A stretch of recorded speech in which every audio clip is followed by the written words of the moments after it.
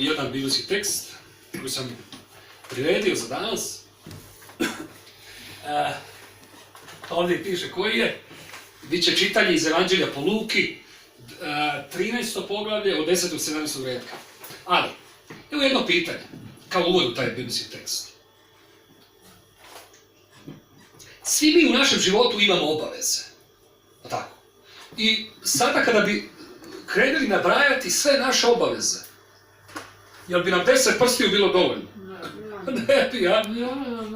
Ni oni na nogama, ni znači ni 20 prstiju ne bi bilo dovoljno. Sada, da vas pitam nešto drugo. A jesmo li mi kao ljudi skloni mnoge naše obaveze koje znamo da bismo trebali napraviti danas, ostavljati za sutra? A Ivane, kad je u pitanju učenje na fakultetu. Ajde sad ovako, samo kratko ljudi moji. Malo da napravimo kratku diskusiju. Ajde navedite neku stvar koju ste skloni ostavljati za sutra. Ja ću krenuti od sebe. Bacanje smeća. Bacanje smeća. Evo ga, bravo, hvala Mato. Ja, nešto što mi je zbilja problem i zato ne volim biti sam, a to je pranje suđa. To sam ja htio reći. Sad sam ga ja iskoristio. Ti Matea, ti. Šta voliš ostaviti za sutra? Mislim, ne voliš, nego ostaviš. Učenje, i ti. Ja sam izvesti sve naučila. Branka, šta ti imaš običaj ostaviti za sutra? Usisavanje. Kamermane, šta ti ostavljaš za sutra? On je režiser, nemojte mu... Da mu skidam čin, jel? I režiser i kamerman. Da. Onda režiser, šta ostavljate za sutra? Neke stvari koje mi se ne daju. Sad, nemoj biti tako općenito, možemo mi svi tako reći neke stvari. Budi iskren. To je diplomacija. Pa općenito. Općenito bilo koje stvari, ja. Nebitno je. Umoran sam i ovo što kaže... Ostavljamo umor za sutra. Da, ne da mi se, ne znam, pospraviti, ne da mi se, ne znam, uprati suđe, ne da mi se napraviti neki posao, ne da mi se učiti i tako. Bilo šta... Doktorat, evo, imam još bolje, doktorat ostavljam za sutra, ja? Pa do zadnje godine. Ivane, šta ti ostavljaš za sutra? Pranje suđa i ti, znači mi možemo klub, oni koji ostavljaju suđe za sutra. Svjetlana draga, šta vi ostavljate za sutra? Zavisi tako kad. A evo nekad. Znam šta ne ostavljate za sutra. Da. Susret u Ambruševoj. Nadam se da ste se od srca nasmijeli. Dobro, hvala. Đurđa, šta vi znate ostaviti za sutra? Kad treba generalku raditi, onda mi treba neko... Da vas malo pogura, jel? A ja znam kako se taj zove. Onaj malo jači, jel? Mario jedan. Di nam je Mario? Šta radi Mario? On je danas tamo. Čuva kuću. Došao neki prijatelj, pa onda učio zajedno neki ispit. Vidiš i on je, da, znači on ne ostavlja stvari za sutra. Da, jer mora prepisati, nije bio na jednom ispitu. Da, znam da je on u školi, da. Mama Vesna. A što ne stignem danas, onda ostavim za sutra. Pa znam, a šta ne stigneš, aha. Ima puno toga što ne stignem. Kada sam umorna, kada me noge bole, onda moram ostaviti za sutra neke stvari. To je opravdano. To je opravdano. A kad ti se ne da posti? To je onda, to je problem. Ja nekad suđe ostavim za sutra kad baš se osjećam. Evo, klub se širi. Znači suđe će biti izgleda prvo na top listu. Da, bit će osvojići prvo mjesto. Sestra Dušanka, šta vi? Ja ništa ne ostavljam za sutra. Ništa, Sve danas mogu napraviti i Bogu sve predam. Ako šta bude sutra, bude. Šta bude, a? Se probudim. Sve tako je. Ostavim svoj život u ruke. Gledajte, onda je baš lijepo što smo s vama, da kažem, zatvorili krug. Zašto? Jer danas želim govoriti o onome koji stvari ne ostavlja za sutra. Današnji biblijski tekst koji ćemo pročitati, koji vidjeli ste iz Evanđelja po Luki 13. poglavlje, 10. red pa nadalje, govori o situaciji u kojoj je Isus bio u sinagogi. sinagoga, tada, mi bismo mogli u naš kontekst to staviti kao da je u crkvi je bio, jel? E sad, Židovi su imali jedan običaj, a to je da subotom oni bi branili ljudima da ili šta rade. Dakle, na subotu je svaki rad bio zabranjen. E sad zamislite, Isus se drznuo reći da taj dan, odnosno bila je jedna situacija za koju je Isus smatrao da se ne smije ostaviti za sutra. Da je Isus ostavio tu situaciju za sutra, nikomu ne bi prigovorio. Ali on je smatrao da tu situaciju treba riješiti baš na subotu. O čemu se radi? Dok smo se vozili, istina, dok smo se vozili ovdje prema Amruševoj, naš službeni vozač, i drago mi što mogu ovdje pred kamerom izgovoriti njegovo ime, Josip Matić, taksist, ako ga trebate prijevoz, nazovite ga. Dok nas je on dovozio do Amruševe, ja sam rekao njih, pogledajte s desne strane. Znate koga smo vidjeli s desne strane? Jednu ženu koja je izgledala ovako. Zgrbljena. Ovaj biblijski tekst govori o ženi koja je ni manje ni više nego 18 godina bila zgrbljena. Ajmo pročitati ovaj biblijski tekst. Može na tebe. Znači, Evanđelje po Luki 13, 10 do 17. Kaže ovako. Jedne subote naučavao je Isus u nekoj sinagogi. Kada? Eto žene koja je 18 godina imala duha bolesti. Bila je zgrbljena i nikako se nije mogla uspraviti. 12 redak. Kada je Isus opazi, dozva je, kaže, dođi k meni, i reče joj, ženo, oslobođena si od svoje bolesti. I Isus položi ruku na nju.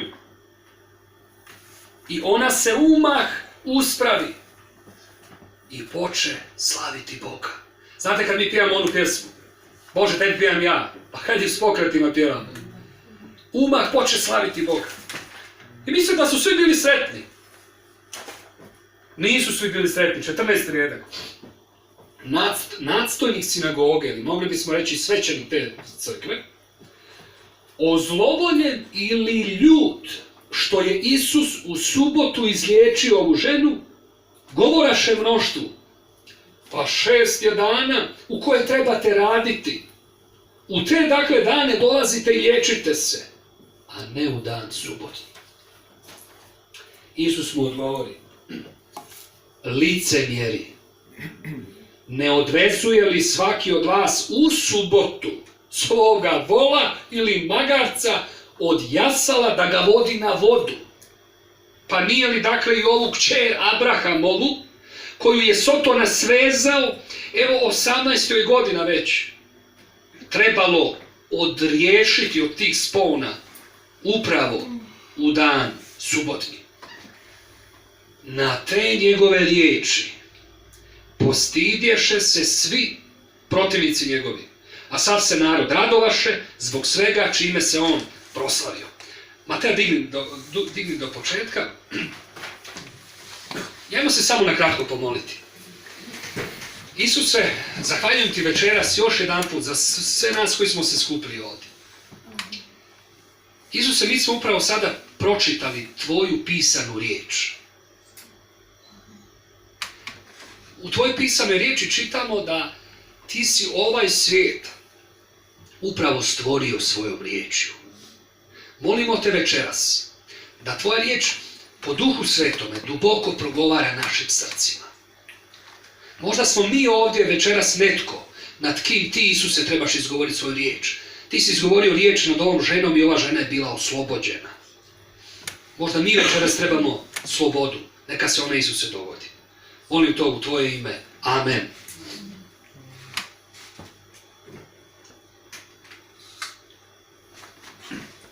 Dakle, ovaj tekst tekst počinje sa riječima jedne subote.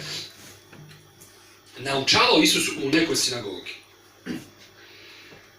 Rekao sam na početku, gdje se Isus nalazi? Nalazi se u sinagogi, mogli bismo reći u crkvi.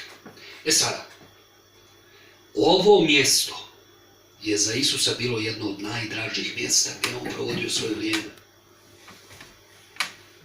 Zašto Isus volio doći? Da potrebujemo ovu našu riječ, u crkvu. Znate zašto? Zato što se tamo govorila Božja riječ. Jer vi znate onu situaciju kada je Isus imao 12 godina, kada je bio mali dječak. Kada su ga njegovi roditelji vodili u hram. I šta se dogodilo? Njegovi roditelji odoše kući, a Isus ostade u hramu. I njegova majka Marija i Josip zabrinuše se. Pa di nam je mali Isus. Kakvi su to roditelji, a? Pa ja sam mislio da su Marija i Josip bili savršeni roditelji. Oni izgubiše sina. Ali konačno kad su ga našli, šta je Isus rekao? Pa jel niste znali da mi treba biti u domu oca mojega? Isus je uživao biti blizu riječi Božje. Pogledajte, ne samo da je on uživao biti blizu, nego Isus je bio onaj koji je poučavao. Ovdje piše da je on poučavao u toj sinagogi.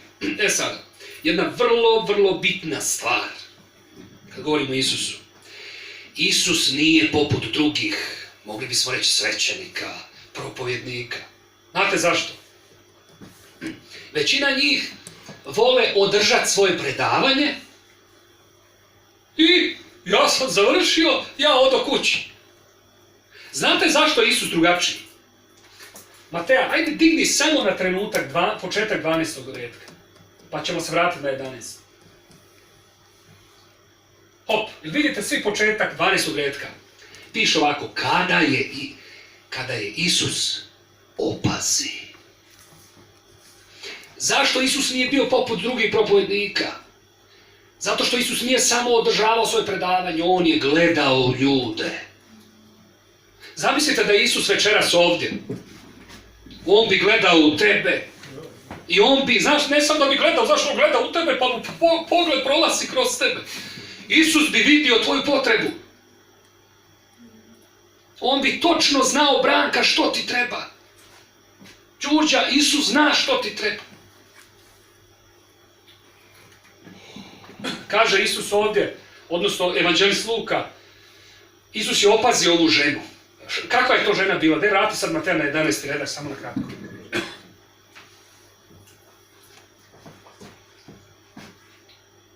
Aha, tu su. Kaže, kada je to žene koja je 18 godina imala duha bolesti. Kakvog duha bolesti? Rekao sam na početku, bila je zgrbljena. Sada, mi koji volimo raditi egzegezu, Dalibor, jel imaš Bibliju na mobitelu? Ajde, molim te, u istom poglavlju, Luka 13, pročitaj nam 4. i 5. redak. Da radimo malu egzegezu. Znate, kada čitate biblijski tekst, treba ga čitati, tak Dalibore, ispred i treba ga čitati iza. Koji prijevod, koji god je sve. Koji god prijevode sve, evo. Sve prijevode ću. Ma, brate moj, ovo mora pucat, nema šta, ako sam sad pogriješio. 13. Onda 13, 4. i 5. redak. Sjećat se Ivan sa vjeronauka. 13, 4. Koje su stvari važne, Ivane? Riječi, koje su važne? Koje se ponavljaju. Sad zapazite nešto. Dakle, 13. glava. Luka 13, 4. Luka 13, 4 i 5. Ili onih 18, dobro. Da. Ili onih 18 na koje se slušala kula u Siloamu i ubila ih. Zar mislite da su oni bili veći dužnici od svih Jeruzalemaca? Nipošto kažem vam, nego ako se ne obratite, svi ćete tako propasti. Jel vam je nešto zazvonilo? Da. Šta? 18. Bilo je, ovako ide priča, tu je bilo 18 nekih ljudi i oni šetaju gradom Jeruzalemom. Koliko je bilo ljudi? 18. Koliko je ova žena bolovala? 18. Ok, nastavljamo ovu priču.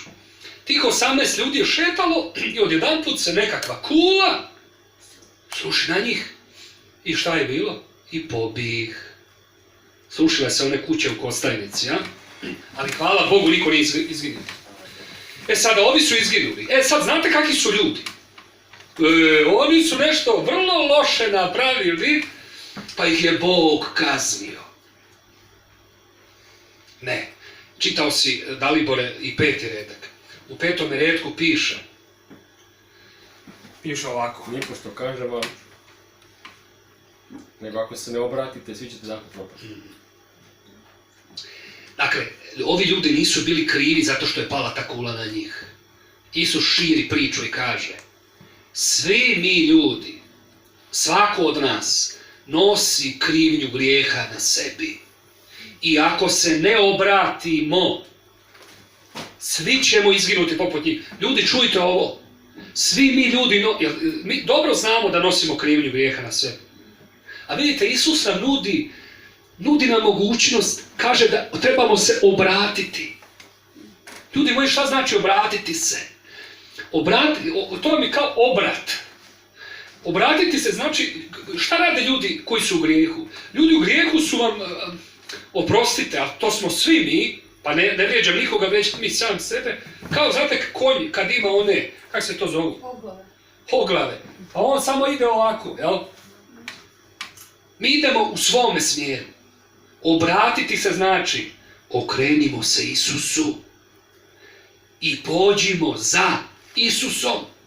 Ako se, ljudi moji, slušajte, to je vrlo važno, ako se ne obratimo i ako ne pođemo sa Isusom, znate šta će biti? Isus je sad rekao, svi ćemo izginuti.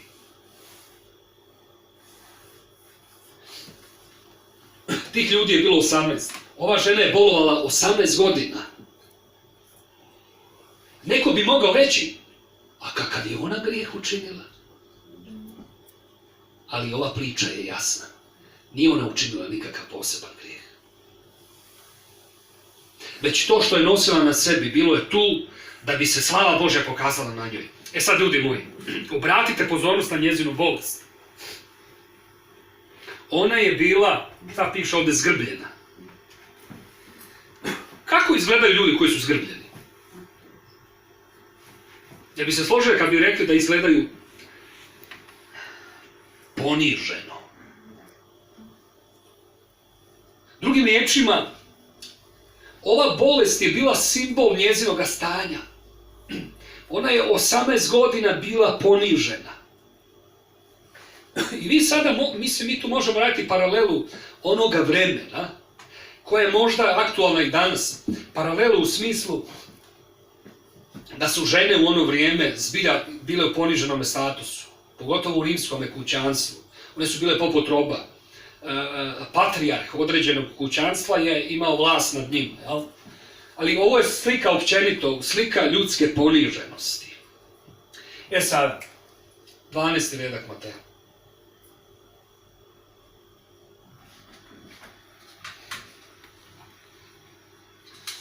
Rekli smo da je slika stanja te žene u stvari slika svakoga od nas.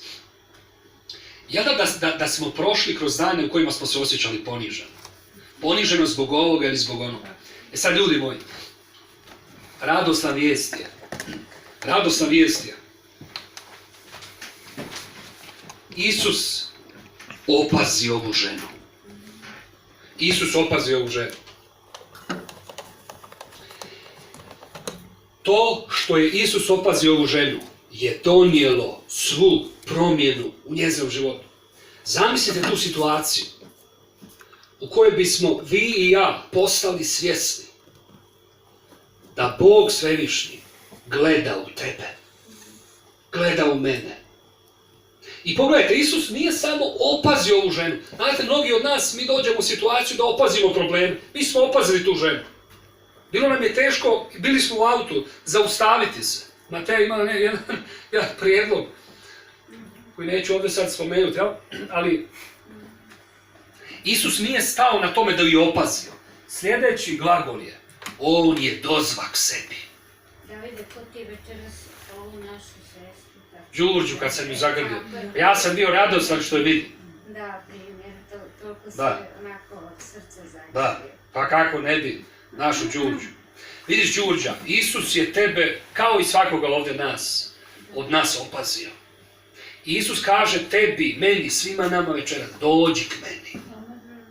Isus ti kaže, dođi meni. Znate, doći Isusu nije kao doći čovjeku. Zašto? Zato što mi možemo svašta reći. Isus je doza i šta Isus uradio? Isus je nad njom izgovorio svoju riječ. I kad Isus izgovara svoju riječ, onda se nešto događa. Možda ćete se sjetiti, ja mislim da sam ja ovdje zadnji puta kada sam bio, prošli puta je bio Emanuel, za neke od vas, ali prije toga sam govorio o Božoj riječi, onome mladiću Timoteju. Jel? I onda smo govorili, naravno i to smo spomenuli u molitvi, da je ovaj svijet u kojemu živimo stvoren po Božoj riječi. Jel tako? Ali onda sam rekao još nešto. Ne samo da Bog stvara život, nego Bog život i obnavlja. Pogledajte šta se događa ovdje. Kada je Isus izgovorio svoju riječ nad ovom ženom, ona je bila oslobođena od svoje bolesti. Oslobođena. I ne samo to, Isus ovdje uradi još nešto. Malo digni sada Mateja tekst. 13. reda kaže, Isus je stavio svoju ruku na ovu ženu.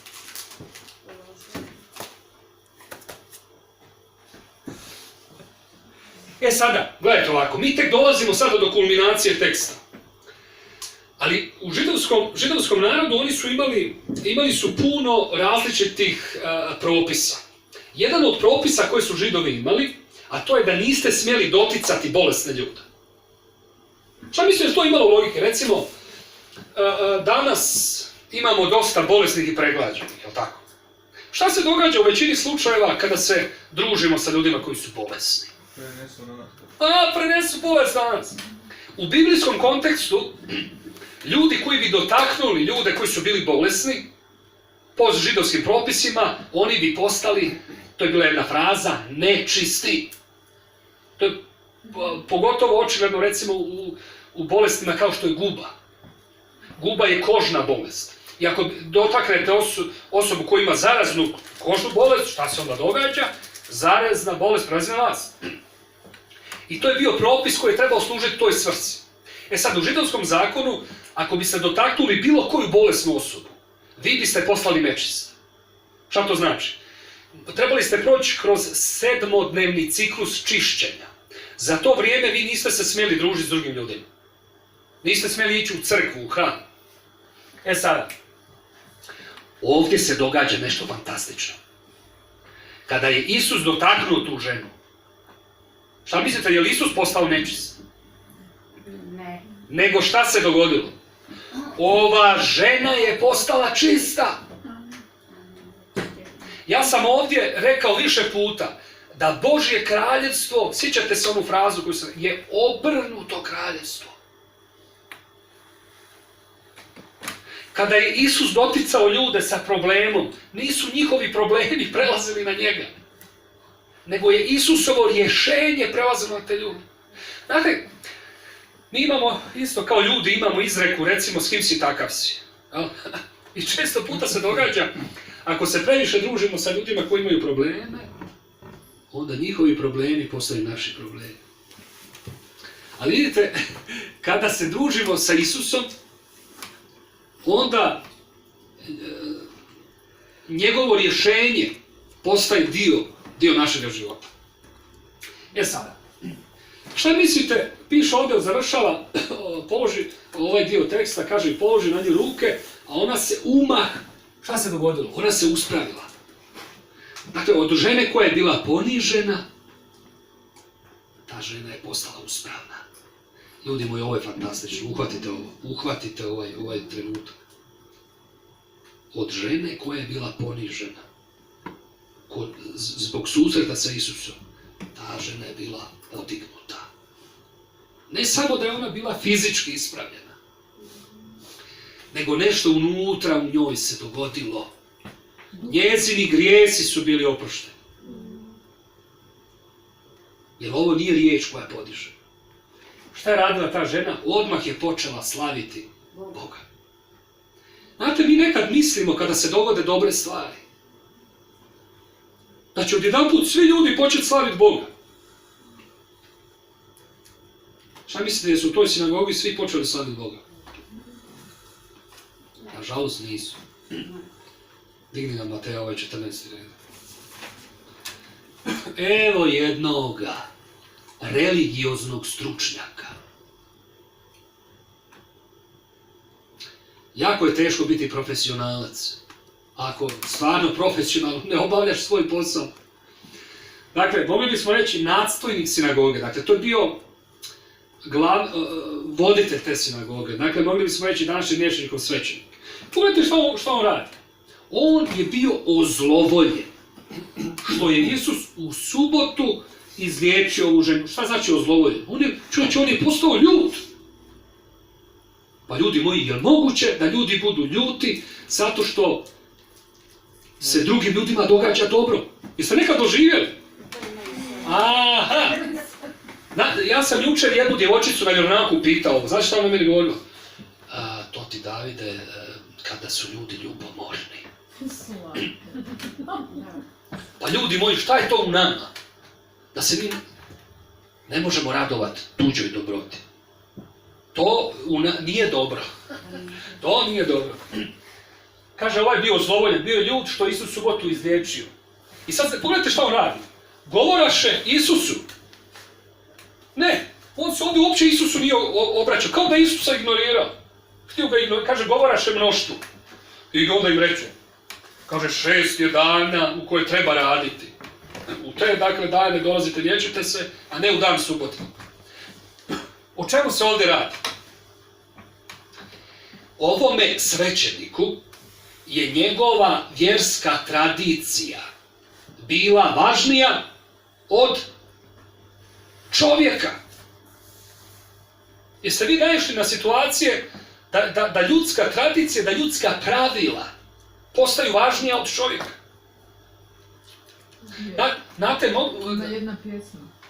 kaže. Pravila da bi te udavili. Da. Pravila da bi te udavili. Ljudi moji, pogledajte, recimo, evo jedan primjer. Europska unija, Dalibore.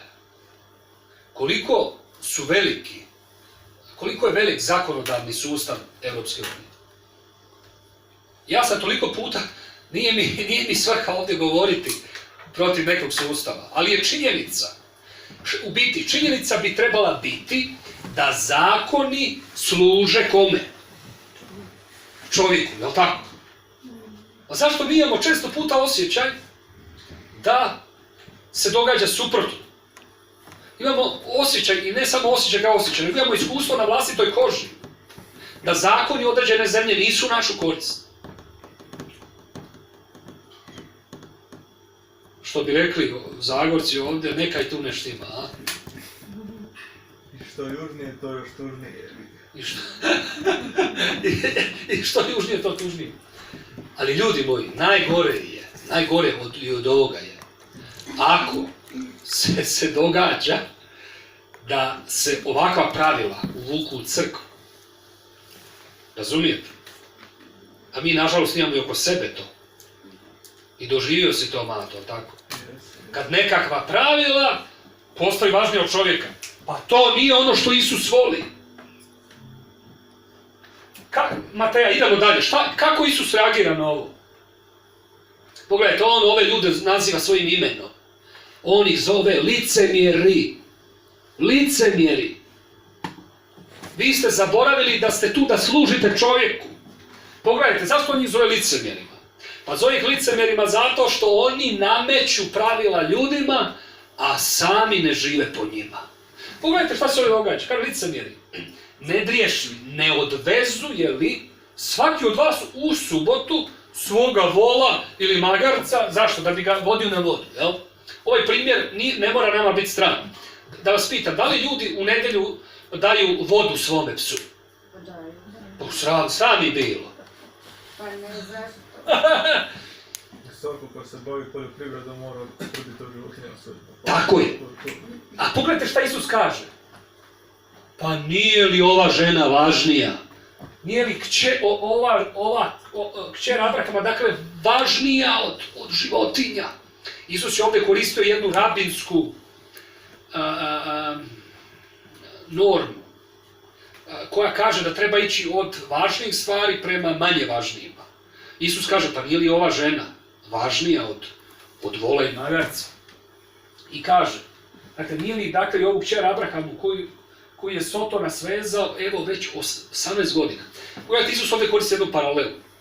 Ove životinje su svezane, jel? Ne možete pustiti, ne znam, magarca da bude slobodan da radi šta hoće. Oni su ga vezali i onda kad bi ga vodili na vodu, onda bi ga odvezali. I sad Isus ovdje koristi paralelu. Ova žena je bila svezana. Bila je ponižena. 18 godina. Pa je li ju nije trebalo baš u subotu osloboditi? Je li ju nije trebalo na dan Gospodnji? Ljudi moji, znate u stvari što je tema ovoga teksta? Kako sam je ja razumio? Tema ovoga teksta je, i to nas vodi na neki način i u zaključak i u primjenu. Postoje li nešto u našem životu što nas sputava da na pravi način služimo Bogu i čovjeku? Ovi ljudi su bili sputani zbog svojih vjerskih tradicija. Pa vi ste se usudili dirnuti u našu vjersku tradiciju. Znate da mi u našem životu u našem narodu imamo pravila. To ti se radi taj dan, jel tako? Imamo to, jel? Tako malo to. A sutra onaj dan se radi to tako. A na čistu srijedu se radi tako. A u petak se radi tako. Čekaj malo. Pa je ta čista srijeda zbog čovjeka ili je čovjek tu da služi čistoj srijedi?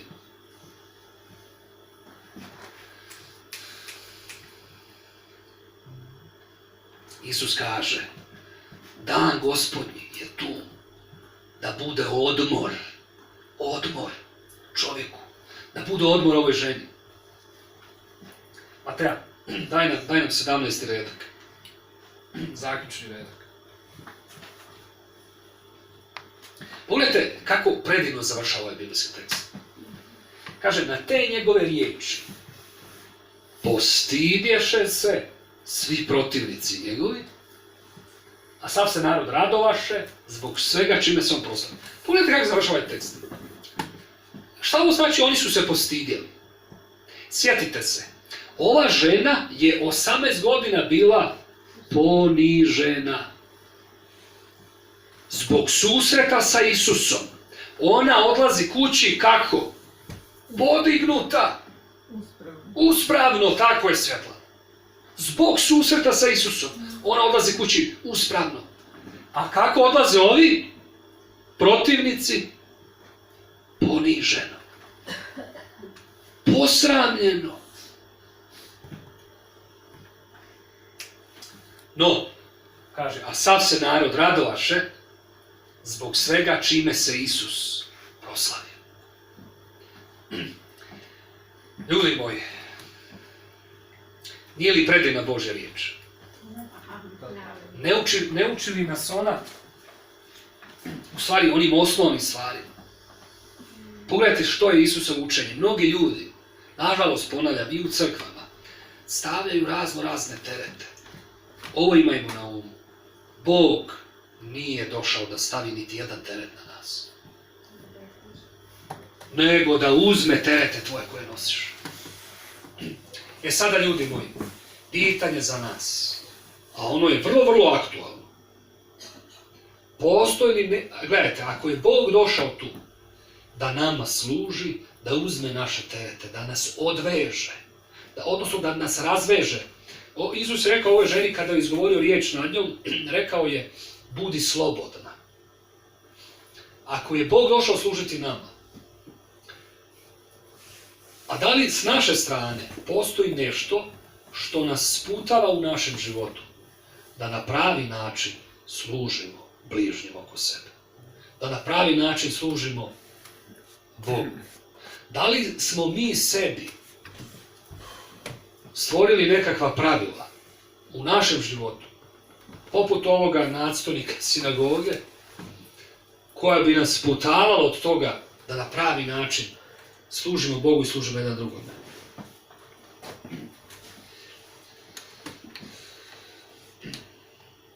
Evo nas ovdje u vremenu da promislimo o tome. I u stvari da večeras prigrlimo ljudi slobodu. Gledajte, ovaj biblijski tekst, sjetite se šta se ovdje dogodilo. Isus je Opazi ovu ženu. Isus večeras opaža tebe. Gledajte, kako je, znate šta je zanimljivo? Ovoj ženi nije na leđima pisalo da je ona bolesna 18 godina. Ali Isus je to opazio. Zasigurno postoje stvari u našem životu koje nas drže poniženima. I zasigurno da te stvari ne dijelimo lagano s drugim ljudima. Večeras je prilika da ih podijelimo sa Isusom. Da mu kažeš, Isuse, u ovom području moga života trebam tebe da izgovoriš svoju riječ.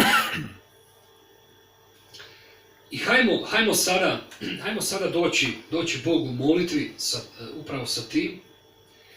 I Dalibore, jel nas možeš povesti u ovoj zaključnoj molitvi upravo na temelju ovih riječi koje smo razmatrali?